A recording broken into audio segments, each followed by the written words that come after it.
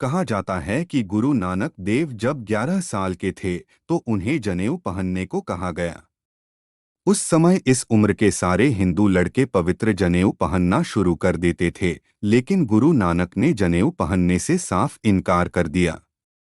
उनका कहना था कि लोगों की इस तरह की 1496 में गुरु नानक की शादी हुई और कुछ समय बाद उनके 2 बच्चे भी हुए।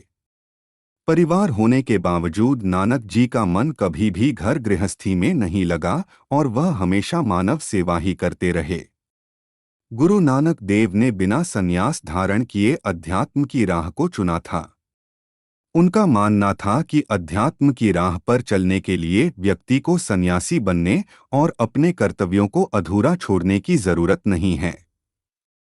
गुरु नानक ने 30 सालों तक भारत, तिब्बत और अरब समेत कई जगहों पर आध्यात्मिक यात्रा की। इस दौरान उन्होंने सारे धर्मों के बारे में बहुत अध्ययन किया और गलत बातों के प्रति लोगों को जागरूक करना भी शुरू किया। नानक ने अपने विद्रोही विचारों से साधुओं और मौलवियों पर सवाल उठाना शुरू कर किया। उनका कहना था कि कोई भी रस्म रिवाज निभाने के लिए पुजारी या मौलवी की जरूरत नहीं है, क्योंकि ईश्वर एक है और हर इंसान ईश्वर तक स्वयं पहुंच सकता है। नानक अंधविश्वास और दिखावे के कट्टर विरोधी थे और धार्मिक कुरीतियों के खिलाफ हमेशा अपनी आवाज उठाते थे। नानक लोगों के अंतर्मन में बदलाव लाना चाहते थे। वो आजीवन लोगों ये समझाते रहे कि लोभ, लालच बुरी बलाएं हैं। वो लोगों को प्रेम, एकता, समानता और भाईचारा का संदेश देते थे। गुरु नानक ने कुछ समय के लिए मूशी का कार्य भी किया, लेकिन उनका मन इस काम में भी बहुत दिनों तक नहीं लगा। वो अपना पूरा समय आध्यात्मिक विषयों के अध्ययन में लगाते थे। नानक का मानना था कि आध्यात्म की राह पर सिर्फ चिंतन के जरिए ही आगे बढ़ा जा सकता है। उनका पूरा जीवन धार्मिक उपदेश में बीता।